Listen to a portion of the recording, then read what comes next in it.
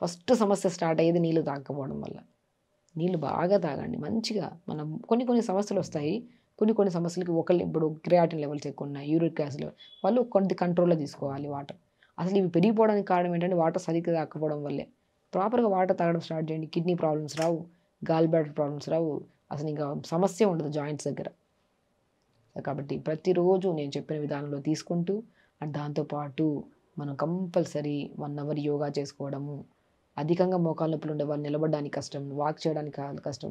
ఒక బెడ్ మీద కూర్చొని ఒక పిల్లోని మోకాళ్ళ కిందన పెట్టుకొని స్ట్రెచెస్ చేయండి. కాళ్ళు ముందుకి వెనక్కి స్ట్రెచ్ చేయడం, ఇలా రొటేట్ చేయడము, హ్యాండ్ రొటేట్ చేయడం. కొంతమందిలో మోకాళ్ళ నొప్పులు అధికంగా రావడానికి కారణము బరువు కూడా చాలా మెయిన్ ప్రత్యేకమైన కారణం. ఆడవాళ్ళలో ప్రత్యేకంగా బరువు ఎక్కువైపోతారా, ఆ బరువంతా మోకాళ్ళ చెప్పు చిన్న పటెల్లా అని బోన్ ఉంటది. ఆ బరువంతా మోకాళ్ళ చెప్పు మీద ఉండి దానివల్ల కూడా విపరీతమైన నొప్పులొస్తుంటాయి.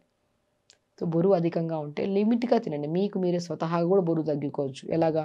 మార్నింగ్ పూట ఏదైనా జావ తీసుకోవడం, మధ్యాహ్నం పూట లైట్ రైస్ ఎక్కువ కర్రీ, తక్కువ రైస్ పెట్టుకోవడం. డిన్నర్‌కొచ్చాక ఏదైనా టిఫిన్స్. అలా మీకు మీరు ఓన్‌గా వారంలో ఒక కేజీ తగ్గిన ఆనందమేగా! అలా బరువు తగ్గుకుంటూ మునగాకు, పాలకూర, మహావీర విత్తనాలు వాటర్ పొద్దున తాగడం, సాయంత్రం పూట దానిమ్మకాయ జ్యూస్ తాగడం, ప్రతిరోజు బెడ్ మీద కూర్చొని చిన్న ఎక్సర్సైజ్ చేసుకోవడం వల్ల మీ బాడీలో నరనరాలు బాగుంటాయి. మజిల్ స్ట్రెంథెనింగ్ ఉంటది. ప్రాపర్ స్లీప్ పడతది. అధికంగా బరువుంటే బరువు తగ్గుతాము. యాక్టివ్‌గా